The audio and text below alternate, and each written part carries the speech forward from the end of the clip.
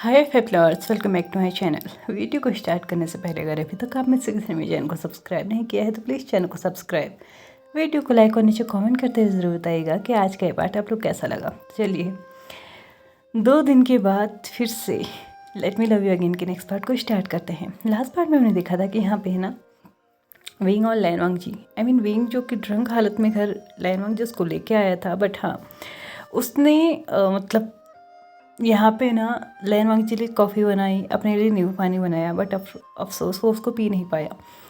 यहाँ पे उन दोनों के बीच में कुछ पुरानी बातें भी निकली, कुछ नई चीज़ें भी निकली, और यहाँ पे विंग ने अपना दुख भी जाहिर करने की कोशिश की, या फिर ये कहो कि एक पछतावा जो उसके अंदर था वो भी उसने यहाँ पे निकालने की कोशिश की। बट अनफॉर्चुनेटली इस वक्त लैनवांग जी इस माइंडसेट में नहीं था कि उसकी बात को समझ सके। Of course he already suffered a lot, तो अभी वो किसी और के सफ़र को नहीं देखेगा। उसने कितना कुछ झेला है, कितना कुछ देखा है, वो उस चीज़ को नहीं जानना चाहेगा, क्योंकि उसने खुद की लाइफ में इतना कुछ देखा है कि दूसरों की लाइफ में क्या हुआ क्या नहीं हुआ उससे फ़िलहाल उसे कोई मतलब नहीं था।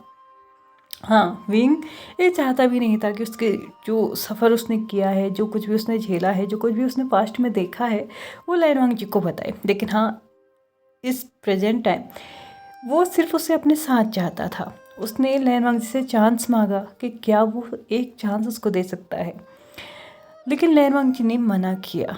ऑफ कोर्स वो कहते हैं ना, दूध का जला छाछ भी फूंक फूंक के पीता है।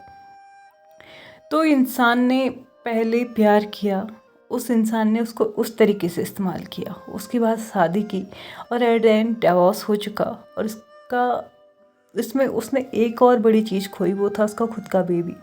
तो ऑफ कोर्स सी बात है यार, अब उस इंसान की वजह से, जिसकी वजह से वो इतनी बुरी तरीके से टूटा था, उस इंसान को दोबारा से इतनी इजीली एक्सेप्ट कर लेना इट्स नॉट पॉसिबल फॉर लैनवांग जी। तो वो नहीं कर रहा था। हालांकि विंग उसको इश्योर कर रहा था कि वो सिर्फ एक चांस चाहता है। अगर वो कुछ टाइम पीरियड के अंदर उसको वापस से उसी तरीके से प्यार नहीं कर पाया, उसी तरीके से वापस उसको नहीं पा पाया, तो वो अपनी लाइफ में आगे मूव ऑन कर सकता है। वो सिर्फ उसे दोबारा प्यार करना चाहता था।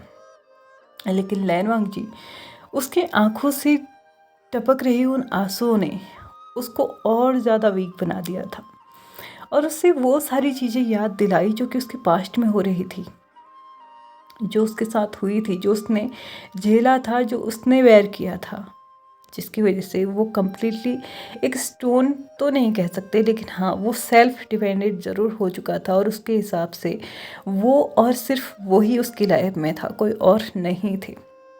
इसलिए उसने विंग के आगे अपने सर को ना में हिलाते हुए आंसर किया कि नहीं, वो किसी भी हालत में उसको एक और चांस नहीं दे सकता। वो ये प्रे ज़रूर कर सकता है कि विंग लाइफ टाइम खुश रहे, उसकी सारी खुशियाँ उसको मिले, लेकिन लैनवांग जी अगर उन खुशियों में है ना, तो वो नहीं चाहेगा कि विंग को ये खुशी मिले, क्योंकि इससे लैनवांग जी सफोकेटेड होगा। लैनवांग जी और विंग के बीच में थोड़ी बहुत इमोशनल मोमेंट्स भी चले।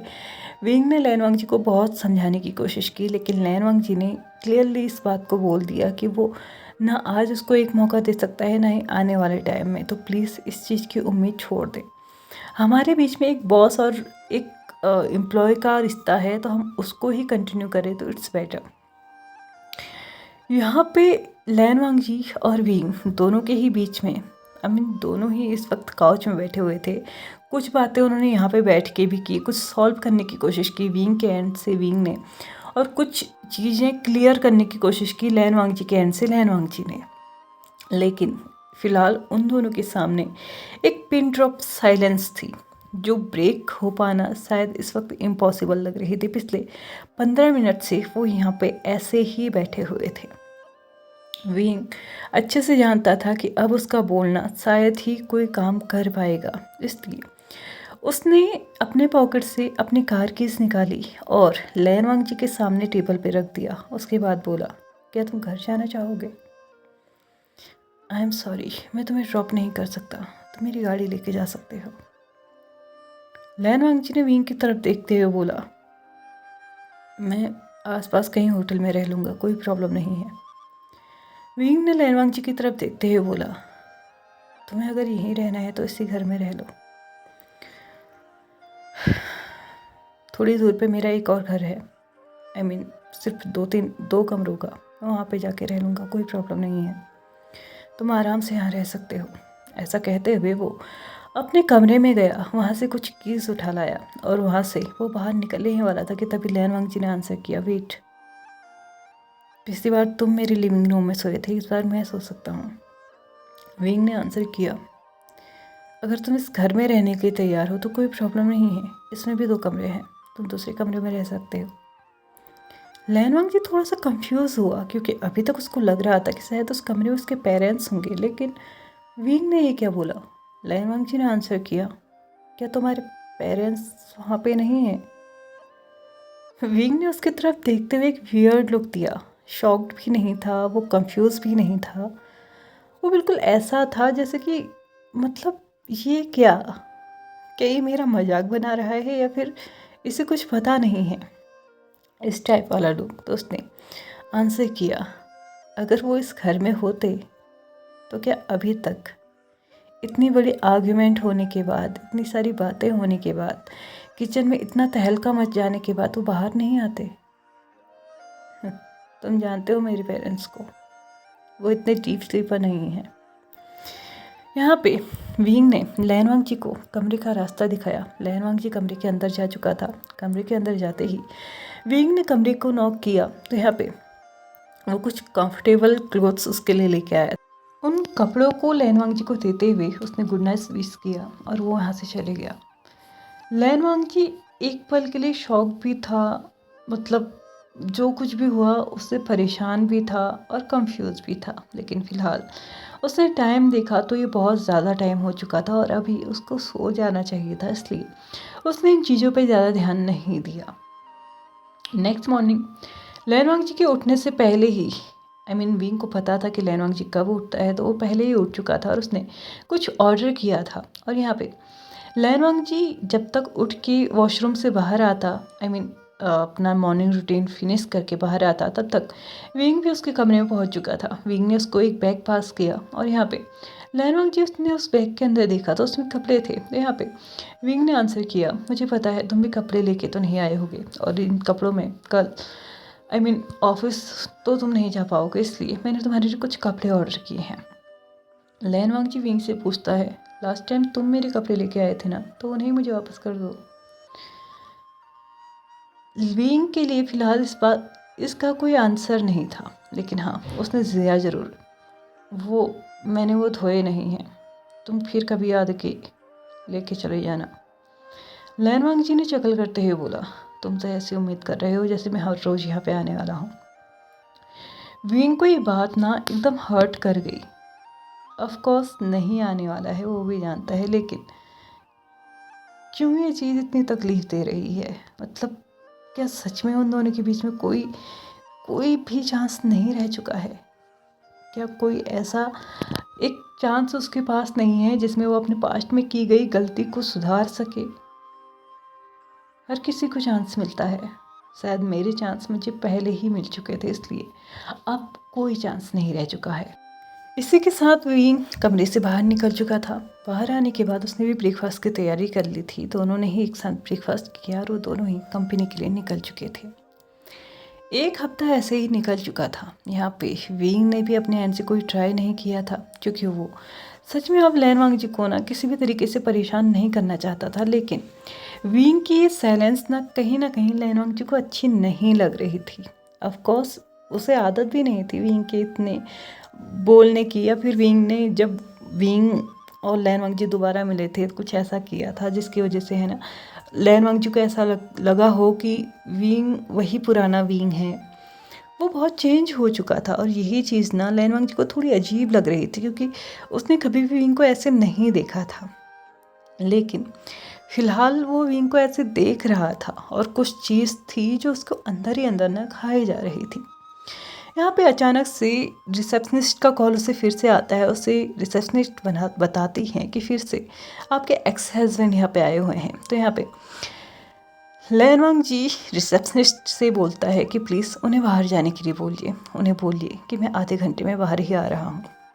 यहाँ पे लैनवांग जी अपना काम करके बाहर चले जाता है और बाहर जाके वो देखता है कि जैन चेंग फिर से वहाँ पे खड़ा था। जैन चेंग कुछ बोल पाता है इससे पहले ही लैनवांग जी उसको आंसर करता है। रेस्टोरेंट चलते हैं। यहाँ पे लैनवांग जी और जैन चेंग दोनों ही रेस्टोरेंट की तरफ निकल जाते हैं जो कि नियर बाय था उनकी कंपनी से। वहाँ पे जाके लैनवांग जी ने अपने लंच के लिए भी कुछ ऑर्डर कर दिया था। ऑफकोर्स से लंच टाइम था तो सिर्फ बातों में ही इसको बर्बाद नहीं कर सकता था, और साथ ही साथ उसने जैन चेंग से भी बोल दिया था कि अगर वो कुछ खाना चाहे तो ऑर्डर कर सकता है। जैन चेंग ने भी अपने लिए कुछ हल्का फुल्का ऑर्डर कर लिया था। ऑफकोर्स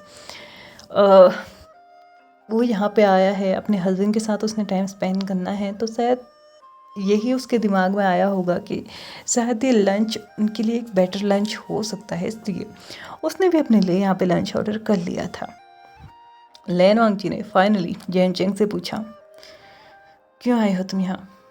क्या फिर से तुम्हें कोई तमाशा करना है? तो यहाँ पे लैनवांग जी को आंसर करते हुए जैन चेंग बोलता है, प्लीज़ क्या तुम वापस नहीं आ सकते? आई नो हमारा डाइवोर्स हो चुका है, लेकिन मैं तुम्हारे बिना नहीं रह पा रहा हूँ। क्या तुम एक चांस मुझे नहीं दे सकते? मुझे पता है मैंने बहुत बड़ी गलती की है, लेकिन प्लीज़ उन सब चीज़ों को हम पीछे छोड़ सकते हैं। तुम चाहो तो हम फिर से एक हो सकते हैं, और आई प्रॉमिस जो कुछ भी होगा तुम्हारी अकॉर्डिंग होगा। जो तुम चाहोगे तुम वो कर सकते हो, इवन मैं भी वही करूँगा जो तुम चाहोगे। यहाँ पे लैनवांग जी जैन चेंग की बकवास को सुनते हुए बोलता है, बस आई एम सॉरी, मैं तुम्हारी लाइफ में ना आज वापस आ सकता हूँ, ना कल, और ना ही आने वाले टाइम पे मेरी कोई इंटेंशंस हैं तुम्हारी लाइफ में वापस आने की। लेकिन फिर भी अगर तुम चाहते हो ना कि मैं तुम्हारी लाइफ में वापस आऊँ, तो मेरा बेबी मुझे वापस कर दो। अगर तुम चाहते हो कि मैं तुम्हारे घर में तुम्हारा हस्बैंड बन के रहूँ, तो पहले मुझे वो दो जो मैंने खोया तुम्हारे सिर्फ एक रिवेंज के चक्कर में। रिवेंज, आखिर क्या है ये रिवेंज? चलिए यहाँ से एक पास्ट लाइफ में चलते हैं। कुछ साल पहले, कुछ नहीं बहुत साल पहले, यहाँ पे जो है ना 3-4 लोग बेस्ट फ्रेंड आपस में कॉलेज जाया करते थे। बट इन लोगों को पता ही नहीं था कि इन लोगों के दिमाग में आखिर चल क्या रहा है। एक लड़का जो एक लड़की को पसंद करता था, एक लड़की जो एक लड़के को पसंद करती थी, दूसरा लड़का जो सेम उसी लड़की को पसंद करता था, तीसरा लड़का भी सेम उसी लड़की को पसंद करता था, और चौथी लड़की जो कि उनमें से किसी एक को पसंद करती थी, और ये कोई और नहीं, जैन फेंगमियान, यू चेंग, वी चांगसे, कांगसे सेरेन, और इनके बीच में एक और था लैन चिरेन। लैन चिरेन शायद ये चीज़ जानता नहीं होगा कि विंग के पेरेंट्स, वो जानता था कि विंग के पेरेंट्स कौन हैं, बट हाँ शायद वो पर्सनली नहीं जानता था, क्योंकि कॉलेज के बाद वो बहुत टाइम के बाद मिले थे। लेकिन अब हमें बात करनी है कॉलेज की। तो यहाँ पे क्या सीन था ना, कांगसे सेरेन जो कि वी चांगसे को पसंद करती थी, वी चांगसे भी कांगसे सेरेन को पसंद करते थे, और लैन चिरेन वो भी कांगसे सेरेन को पसंद करते थे, और जैन फेंगमियान ये भी कांगसे सेरेन को ही पसंद करते थे। बट यू चेंग ये पसंद करती थी जैन फेंगमियान को। एट द एंड वी चांगसे और कांगसे सेरेन दोनों ने ही शादी कर ली। बट यहाँ पे ऑफिशियल मतलब जो बिजनेस टाइप की रिलेशनशिप्स होते हैं ना, ये बन गया यू चेंग और जैन फेंगमियान के बीच में, और रहा हमारा लैन चिरेन स्टिल बैचलर। इसकी कहानी तो यहीं ख़त्म हो चुकी थी, क्योंकि अकॉर्डिंग टू हिम उसने एक से प्यार किया, वो नहीं मिला, तो अब वो किसी और को चांस नहीं दे सकता था, इसलिए वो स्टिल अनमैरिड है अभी तक। बट उसके भाई और भाई की वाइफ, इन दोनों की डेथ हो जाने की वजह से ना, वो मतलब उसके जो नेफ्यूज़ थे ना, उनको पालना स्टार्ट कर चुका था। हालांकि वो बहुत बड़ी बिजनेसमैन नहीं था, लेकिन हाँ छोटा मोटा कारोबार वो भी करता था, जिससे उसके दोनों नेफ्यूज़ को वो अच्छी हायर एजुकेशन दे सकता था। मतलब जो कुछ भी वो उनके लिए कर सकता था वो कर रहा था। इस बीच जहाँ से इन चारों के रास्ते मतलब इन पांचों के रास्ते अलग अलग हुए ना, यहाँ से ये दो कपल अलग हो गई, ये दो कपल अलग हो गए, और बीच में लैन चिरेन ये अलग हो गया। इन लोगों ने कभी भी एक दूसरे को नहीं देखा तब तक जब तक विंग और लैन वांगजी एक दूसरे से मिले नहीं थे। तब मतलब जब ये लोग यही कोई 6-7 साल के होंगे तब ये लोग मिले थे। बट उसके बाद भी डायरेक्टली विंग के पेरेंट्स ने लैन चिरेन से नहीं मिले थे। इनका मिलना बहुत बाद में हुआ था। बट हाँ, इन्हें लैन वांगजी बहुत ज़्यादा पसंद आया था बचपन से ही, और विंग को इन्होंने लैन वांगजी के पास ही रहने की मतलब एडवाइस दी थी, क्योंकि वो कहते हैं ना, संगत का असर हो जाता है। लेकिन हम बैक चलते हैं इनकी स्टोरी में। यहाँ पे क्या हुआ ना, जैन फेंगम्यान ने यू चेंग से शादी तो कर ली, बट अनफॉर्चुनेटली वो पूरे दिल से उसे अपना ही नहीं पाया। वक्त निकलते निकलते ये चीज़ उसके बच्चों को भी दिखने लगी, यानी कि बच्चे तो हो गए लेकिन फिर भी वो एक खालीपन सोनापन रहता है ना, जो वो हमेशा रहता है। मतलब फिर भी यार एक फीलिंग्स जिसके लिए होती हैं ना, वो फीलिंग्स शायद ही कभी निकलती हैं। हाँ, हो सकता है आप थोड़ा किसी और को अपने दिल में जगह दे सकते हो, लेकिन उतना नहीं जितना आपने उसको दिया होता है। तो ये चीज़ यू चंग से तो खैर उसे पता ही था, ऑफ कोर्स वो इस बात से चिढ़ती भी थी। वो विंग के पेरेंट्स से बहुत कम मिलती थी, लेकिन बिजनेस रिलेटेड चीज़ें होते रहती थी, तो यहाँ पे इनविटेशंस और बिजनेस पार्टीज़ वगैरह में वो लोग मिलते रहते थे। लेकिन असली दिक्कत उसकी विंग की माँ से थी। लेकिन ये सारी चीज़ें चलते चलते चलते उनके बच्चों को भी दिखने लगी, जो कि जैन चैंग ने भी देखी थी। जैन चैंग भी विंग को पहले से जानता था। जैन चैंग से विंग कुछ एक साल या फिर कुछ साल छोटा ही होगा, लेकिन हाँ, वो उसे जानता था। और जैसी नफरत यू चैंग कांग से सेरेन से करती थी, वैसे ही नफरत वो विंग से करने लगा था। और जब उसे ये पता चला था ना कि विंग और लैन वांगजी दोनों ही बॉयफ्रेंड्स हैं और एक बहुत अच्छा कपल है, और उसे ये भी पता चला था कि विंग एक ऐसा इंसान है जो कि लैन वांगजी के लिए ऑलमोस्ट हर एक चीज़ कर सकता है, इवन खुद को चेंज तक उसने कर दिया है। तो ये चीज़ उससे बर्दाश्त नहीं हुई, और उसने तब से ही लैन वांगजी को उससे छीनने की प्लानिंग कर ली। ये प्लानिंग कैसी थी, क्या थी, ये हम आने वाले एपिसोड में देखेंगे, क्योंकि अभी मेरा टाइम हो चुका है इस पार्ट को यहीं पे ख़त्म करने का। तो चलिए फ्रेंड्स, आज के इस पार्ट को यहीं पे ख़त्म करते हैं। वीडियो पसंद आए तो please like share subscribe and comment करते हुए जाएगा। Thank you so much for watching my video and bye bye.